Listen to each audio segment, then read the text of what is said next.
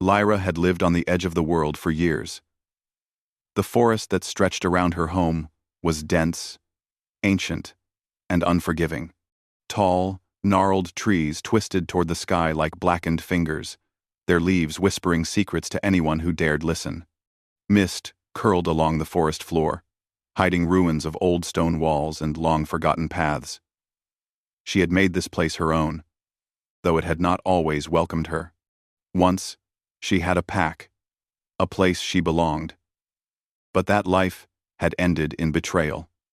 Her own blood had turned against her, calling her weak, calling her cursed. They had driven her away, casting her into exile, with nothing but her own wit and courage to guide her.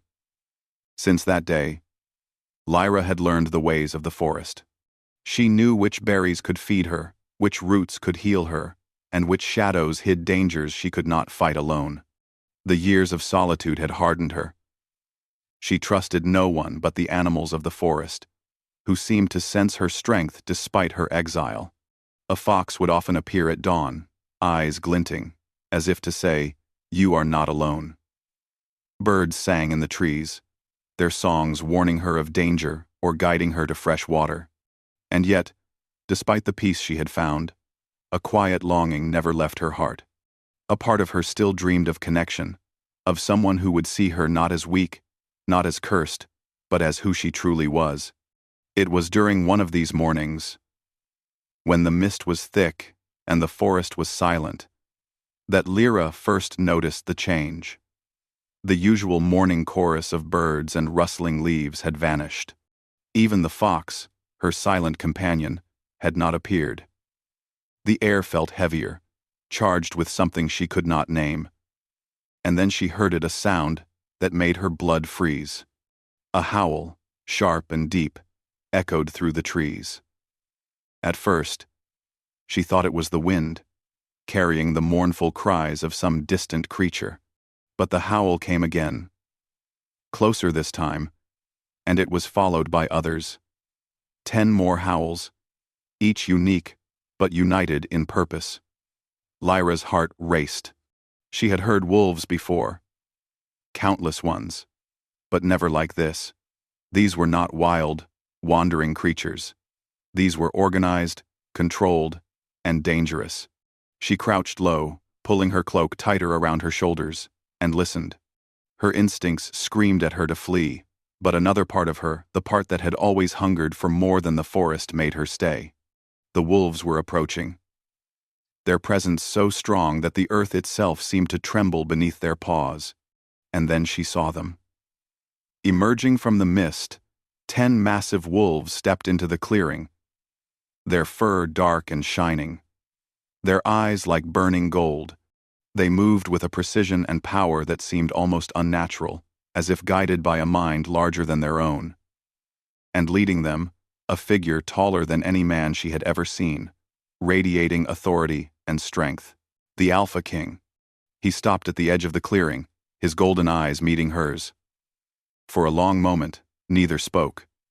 The wolves behind him circled, their presence protective, yet tense.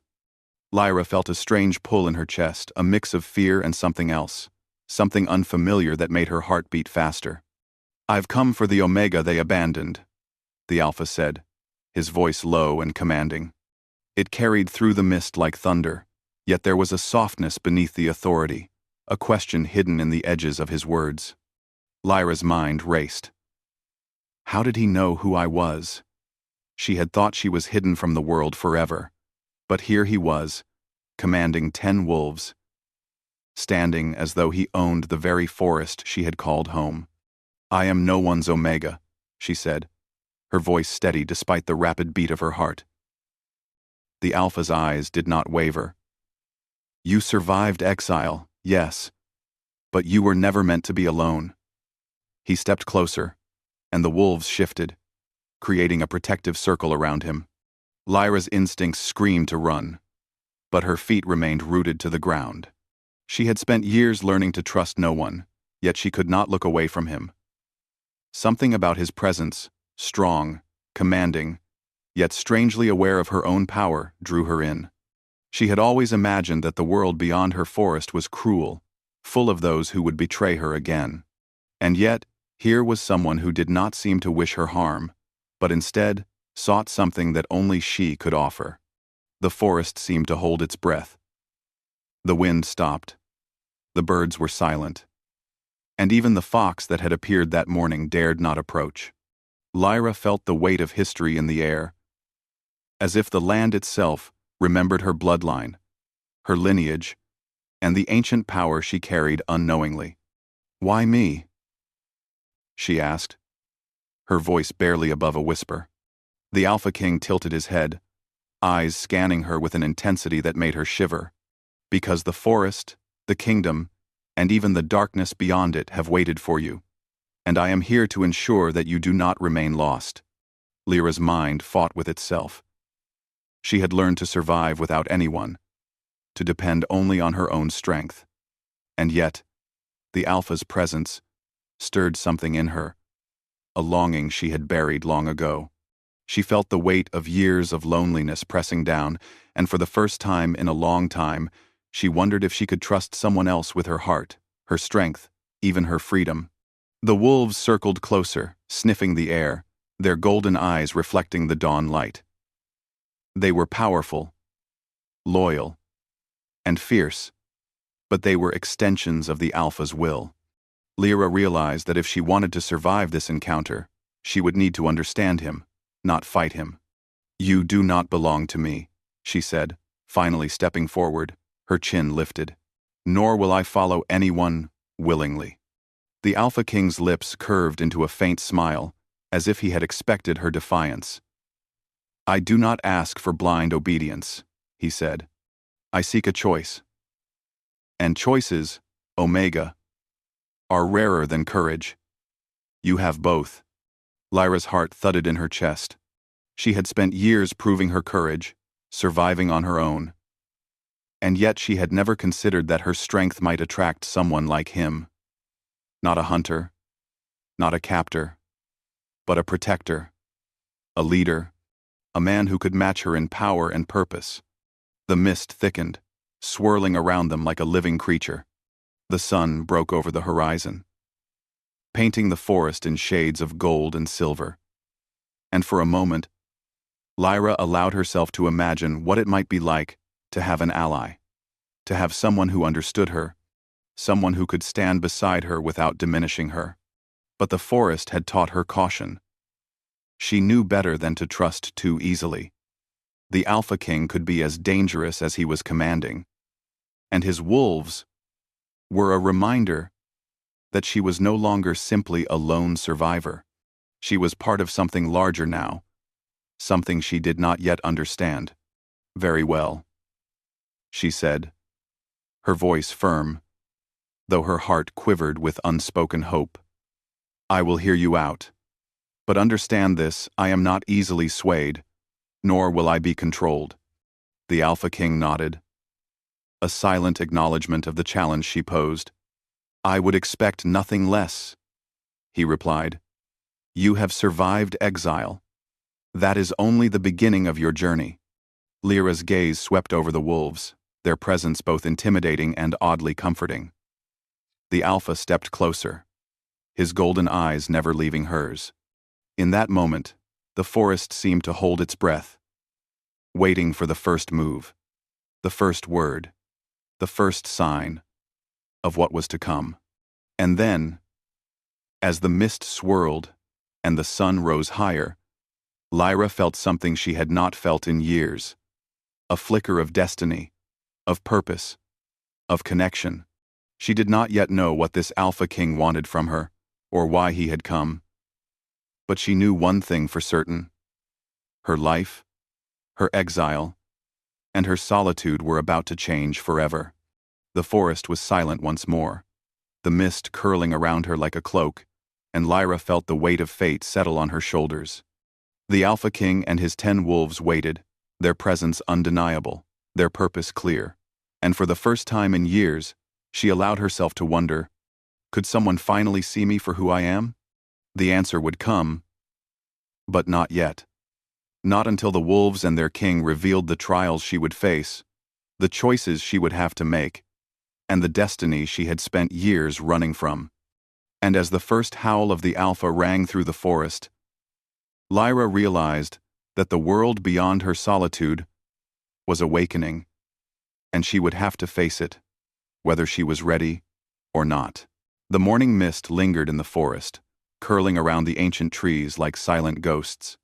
Lyra had spent hours walking in careful circles, testing the limits of her territory, while keeping the Alpha King and his 10 wolves in sight. He had not pressed her yet, only observed from a distance, his golden eyes unblinking, calculating. There was a strange weight to his presence, an energy that seemed to bend the air around him. Lyra's heart beat faster than usual. Though she had survived alone for years, the Alpha King was unlike anyone she had ever encountered. He was commanding without shouting, present without touching, and strong without cruelty. His wolves mirrored him perfectly, each one alert, disciplined, and ready to respond to a single gesture from their leader. "You understand," the Alpha said at last, stepping closer through the fog, "that this forest is no longer simply yours to walk alone." "I understand," Lyra replied, keeping her voice steady. "But I am not yours to command." The Alpha inclined his head slightly, as if acknowledging her defiance. "I do not seek command. I seek a choice, a willingness to walk beside me, not behind me. You have strength, Omega. Power. I only wish to help you see it fully." Lyra's eyes narrowed. "Help? After years of exile, help is something I have learned to take from no one." The Alpha's golden gaze softened for a moment, and Lyra noticed something behind the authority, a flicker of vulnerability. "Then consider this, a challenge. Survive it, and you may see that there is more in this world than fear and solitude." She studied him carefully, wary. He did not answer immediately. Instead, he gestured toward a cliff above a hidden valley, where jagged rocks jutted into the sky, and a river carved silver paths through the earth below. "Follow me," he said simply. "The trial begins there." Lyra's pulse quickened.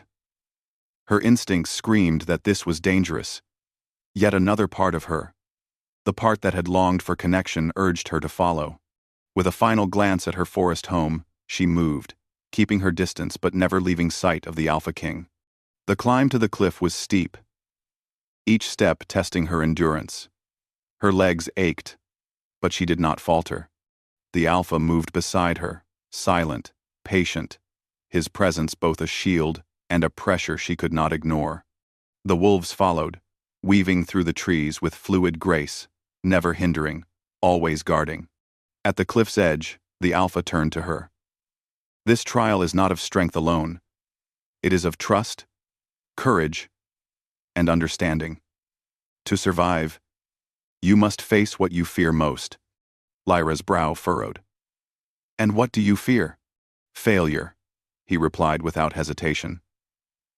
"And losing those I care for." For a moment, Lyra saw the Alpha, not as a king, but as a man. A man with burdens, responsibilities, and vulnerabilities. The recognition unsettled her. She had spent years avoiding emotional ties, fearing betrayal and weakness.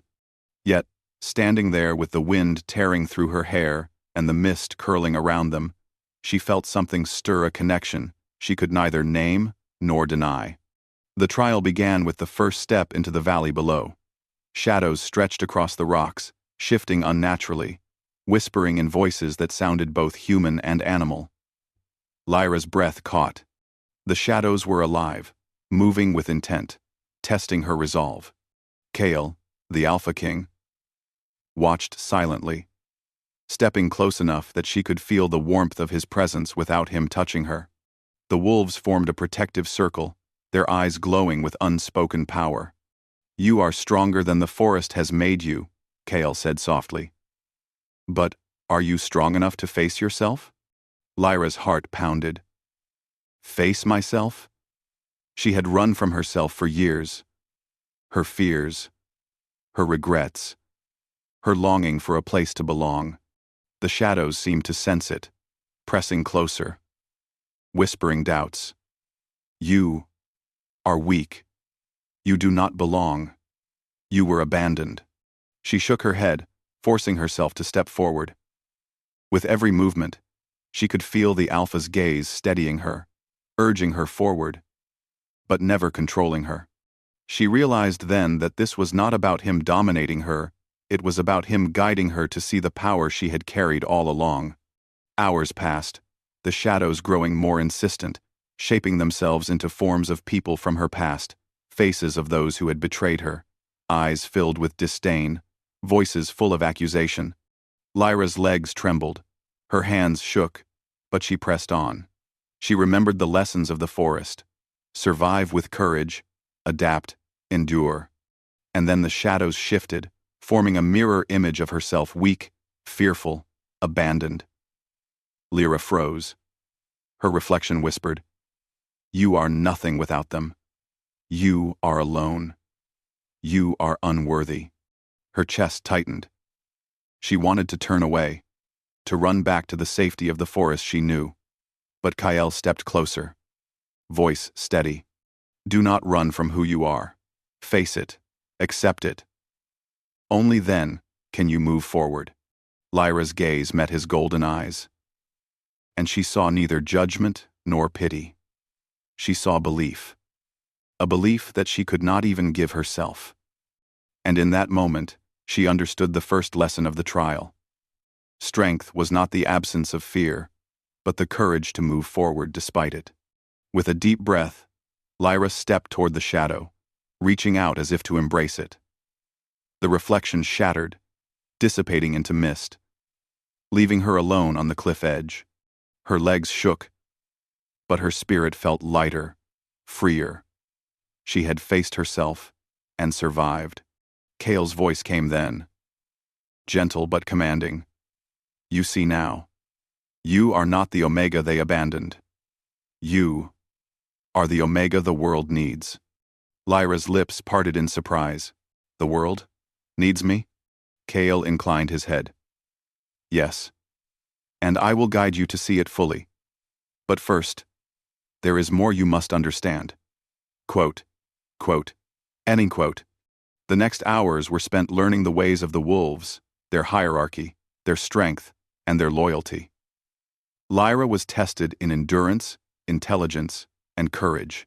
She climbed cliffs, navigated treacherous paths, and confronted illusions that challenged every memory and fear she had carried. Through it all, Kael never forced her. He observed, guided, and occasionally challenged her with a question or a look. Every moment was a lesson in trust, patience, and self-discovery. As night fell, they camped under a canopy of stars. The wolves circled them, alert but calm. Lyra sat beside the Alpha King, who had finally relaxed, his presence less intimidating now, more human. "You could leave," he said softly, breaking the silence. "Return to your forest and your solitude. No one would blame you. If..." Lyra looked at him, feeling the tension of the day dissolve slightly. "And miss this?" she asked, a hint of irony in her voice. "I do not even know what this is yet. But something tells me it is not simple." Kael's golden eyes met hers, serious and unwavering. "It is not simple. Nothing worth having ever is. But it is yours, if you choose it." Lyra felt her heart stir, a dangerous warmth she had not felt in years. She had fought for survival alone, and yet, beside him, she glimpsed something more. Connection, trust, a sense of belonging that terrified and exhilarated her all at once. Before she could respond, a howl shattered the night. A sound she recognized immediately. Not the Alpha's wolves. This was different. Dark, cruel, and filled with intent. A figure emerged from the shadows. Someone from her past. A hunter she had feared, sent by her old pack to capture her. Lyra's breath caught. Kael's eyes narrowed. the golden glow intensifying. The wolves growled low, forming a protective ring. "You face them alone first," Kale said, his voice steady but urgent. "Do not fight without thought. Use what you have learned today." Lyra swallowed hard, fear and resolve clashing inside her. She knew this hunter well-skilled, relentless, and merciless. But she also knew herself. The forest had made her strong, her exile had made her clever, and the Alpha King had shown her a strength she had yet to fully embrace. The hunter lunged, shadowy and fast, but Lyra moved with precision, using the environment, her instincts, and her growing understanding of power. She dodged, countered, and finally, in a moment of raw clarity, she unleashed a hidden strength, something ancient and untapped within her. The hunter staggered, eyes wide in disbelief, and the Alpha King stepped forward, his golden gaze piercing the night. "Enough," he commanded. The hunter froze, then fled into the darkness, leaving the forest silent once more. Kale turned to Lyra, awe and respect mingling in his expression. "You have more power than I imagined," he said softly. "And yet, you are still learning. We have much to do." Lyra's heart pounded, adrenaline still coursing through her veins. She had survived her first real trial beside him, faced her past, and glimpsed the depth of her own strength.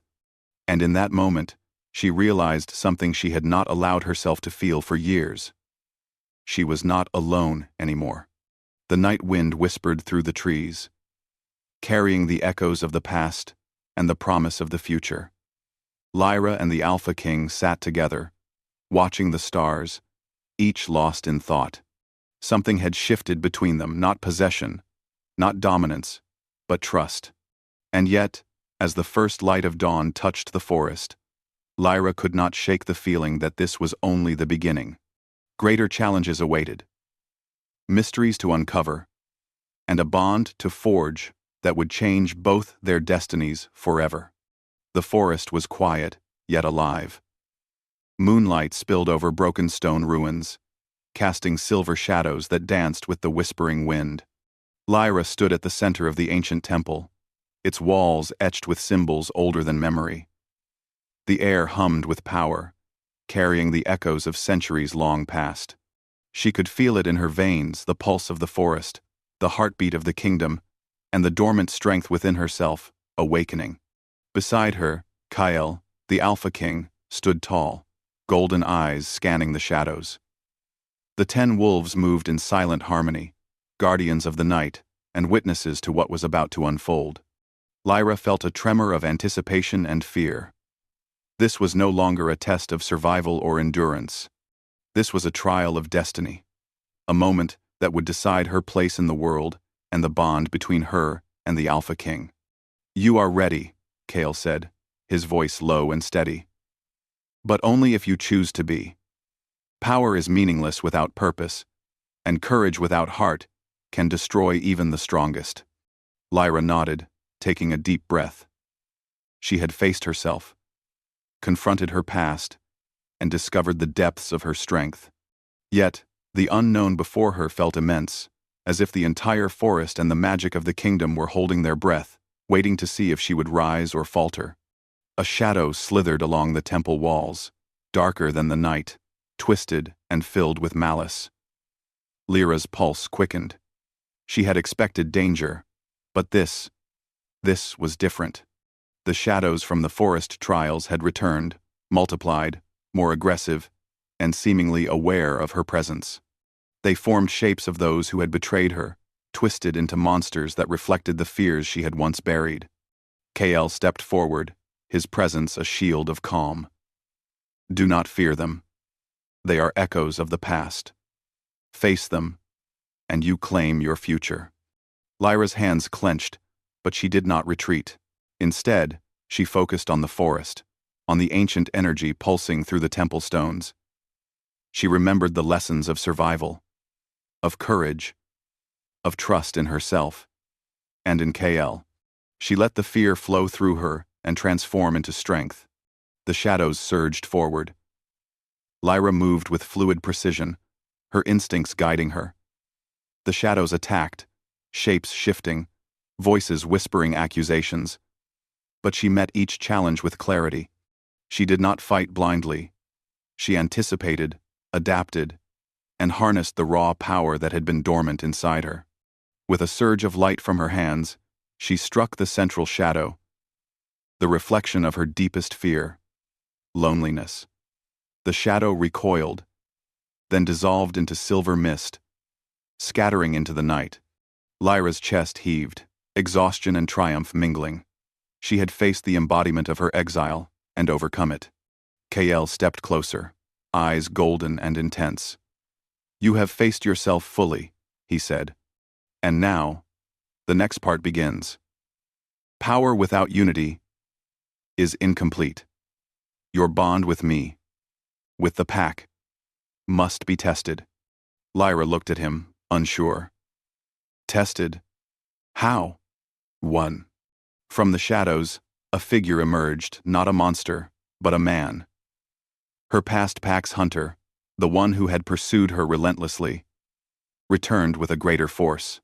Behind him, dark creatures of twisted energy and ancient curses moved like living shadows. The hunter's eyes gleamed with malice. "You belong to us, Omega.